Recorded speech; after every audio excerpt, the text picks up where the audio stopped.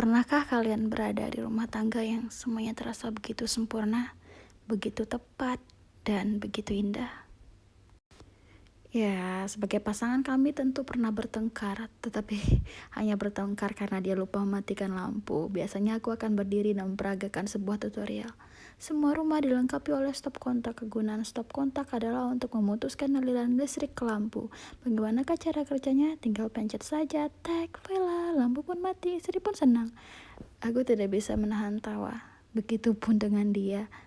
Biasanya dia akan langsung memeluk dan melempar tubuhku ke tempat tidur sambil kami tertawa bersama. Kami tidak pernah bertengkar secara serius. Itu adalah pertengkaran paling buruk kami, percayalah. Kalian bisa bayangkan betapa damainya rumah tangga kami.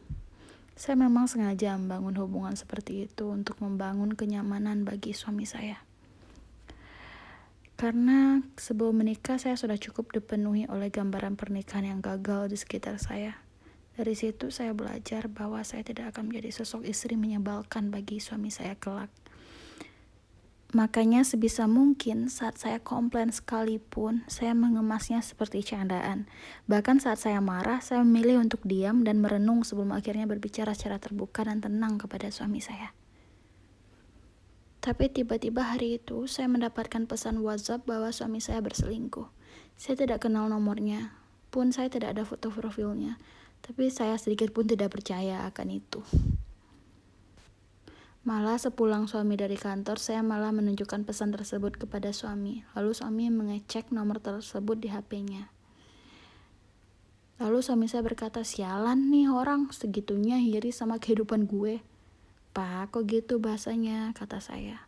Iya maaf ini loh si A, dia kan mau dipindahin ke kantor cabang, tapi dia gak mau dan dia terus-terusan nyaranin ke bos supaya papa aja yang pindah. Aneh banget kan, padahal bidang kita juga beda. Mungkin karena itu deh dia sampai bela-belain fitnah papa ke mama supaya papa gak konsentrasi di kantor. Mama percaya gak sama dia? Emangnya papa selingkuh sama siapa? Laptop, kataku sambil tertawa. Begitu caraku mengakhiri pembicaraan, pura-pura tertawa. Tapi jujur saja setelah mendengarkan alasan suamiku, aku yang tadinya tidak curiga, justru sekarang jadi curiga. Aku kenal suamiku, aku tahu dia. Ilmu dasar sederhana, saat dia berbicara berbelit-belit dan terburu-buru, menandakan bahwa dia sedang mengarang isi pembicaraannya. Dan anehnya kok suamiku menghapus pesan tersebut, padahal kalau memang temannya menfitnah dan menjatuhkan dia, kan dia bisa menggunakan pesan tersebut sebagai barang bukti. Tapi entah keajaiban dari mana, aku mengingat nomor tersebut. Mungkin alam bawah sadarku mementingkan pesan tersebut. Aku mencoba mengingat dan menelpon nomor tersebut keesokan harinya. Tidak diangkat. Tapi kemudian dia mengirim pesan di WhatsApp. Aku lega sekali, ternyata itu nomor yang benar. Di pesan dia mengatakan bahwa dia tidak ingin berbicara denganku. Dia hanya akan mengirimkan aku bukti. Lalu tiba-tiba handphoneku dibanjiri notifikasi. Dia mengirim banyak foto secara beruntun. Aku belum membukanya tapi jantungku serasa mau copot. Aku membeku dan itu adalah menit paling lama seumur hidupku. Aku beranikan diri untuk membuka foto tersebut. Foto pertama terlihat suamiku sedang di ruangan karaoke bersama dengan teman prianya dan wanita yang tidak aku kenal. Lalu ada juga foto suamiku sedang memangku seorang wanita sambil memegang mikrofon. Sepertinya dia sedang bernyanyi sambil memangku wanita tersebut. Lalu ada juga foto suamiku sedang minum di gelas yang sama dengan 2 sedotan dengan seorang perempuan. Suamiku tersenyum dengan sedotan di bibirnya sambil menatap perempuan tersebut. Aku sudah tidak kuat senyum itu. Senyum yang sama yang dia berikan kepadaku setiap hari. Senyum yang tadinya begitu tulus, begitu membahagiakan dan begitu memabukkan. Hingga 3 tahun pernikahan kami pun senyum itu masih mempesonaku. Tapi sekarang senyum itu berubah menjadi menjijikkan. Terasa begitu licik dan mengerikan. Aku sudah tidak terlalu sadar apa yang terjadi selanjutnya. Tapi saat aku bangun handphoneku dan aku sudah di lantai. Saat itu aku berharap bisa kembali tidak sadarkan diri. Karena ketika aku bangun aku kembali ditampar kenyataan. Sehingga aku langsung menangis dan menjerit-jerit sampai anakku bangun dan ikutan menangis di kamarnya. Aku panik, aku hancur dan aku terluka, tapi aku tetap berjalan ke kamarku. Menemui anakku, ke satu-satunya makhluk yang aku rela nyawaku diberikan. Dalam kondisi sehancur itu, aku masih berusaha menenangkan dan membuatnya tertawa. Aku mengajaknya bicara sambil menahan tangis. Saat itu anakku baru berumur 8 bulan. Tentu dia tidak mengerti apa yang mamanya hadapi.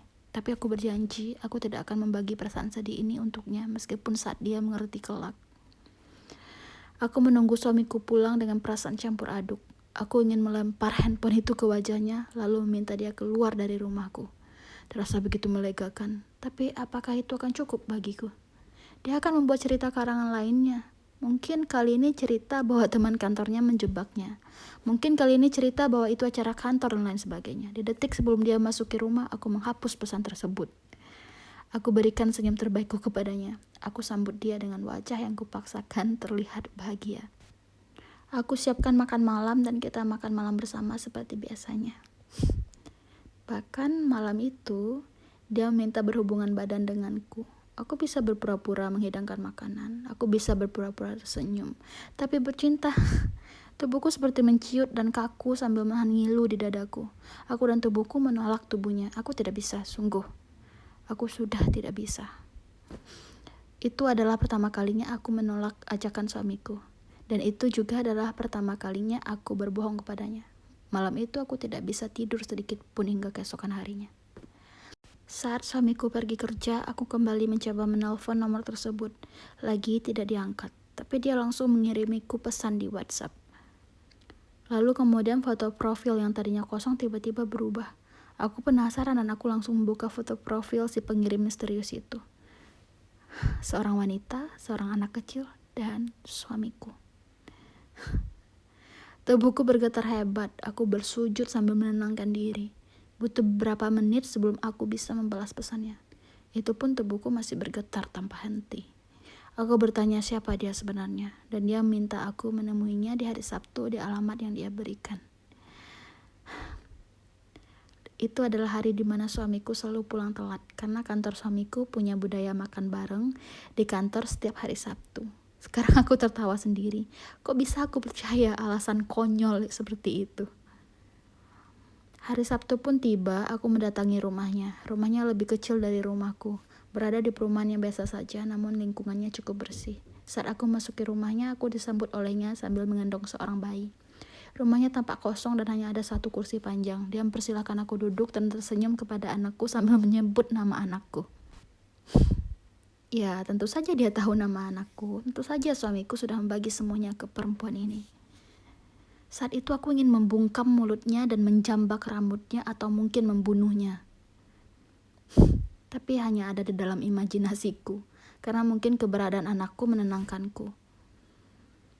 Menumbuhkan kesadaran yang masih sedikit tersisa saat itu. Lalu aku mendengar mobil suamiku datang. Aku langsung bergegas berjalan ke dapur rumah tersebut. Ternyata itu adalah dapur. Aku berdiri di dapur sambil menggendong anakku dan bersembunyi di sana. Lalu aku mendengar suaranya. Aku mendengar dia menyebut, "Anak papa, kangen nak, papa sama kamu." Lalu berbincang-bincang dengan perempuan tersebut layaknya suami istri normal yang berbahagia, tanpa beban. Dia terus-terusan bercerita tentang kantornya, seperti dia bercerita denganku. Aku sudah tidak tahan lagi. Aku lalu keluar menampakkan diri. "Lihat nak, papa kamu punya keluarga lain, dia gak cukup sama mama dan kamu aja." Itu kalimat pertama yang aku berikan. Aku berusaha untuk tidak meledak. Aku mencoba tersenyum dan dia langsung berdiri ingin memelukku dan berusaha mengatakan kalimat bodoh penuh kebohongan lainnya. Dia masih sempat-sempatnya berkilah bahwa itu cuma istri temannya. Aku tidak lagi mengenalnya. Dia bukan suamiku lagi bagiku. Dia adalah orang asing yang dulunya aku temui di kereta di jalan pulang. Dia orang asing itu. Aku tinggalkan dia di rumah itu dengan istri barunya yang berteriak histeris kepadanya karena tidak diakui. Aku biarkan mereka menyelesaikan urusan mereka. Kami bercerai dan hak asuh sepenuhnya milikku. Dia akan tetap menjadi ayah dari anakku, tapi aku berhak menjadi istri dari orang yang lebih baik dari itu.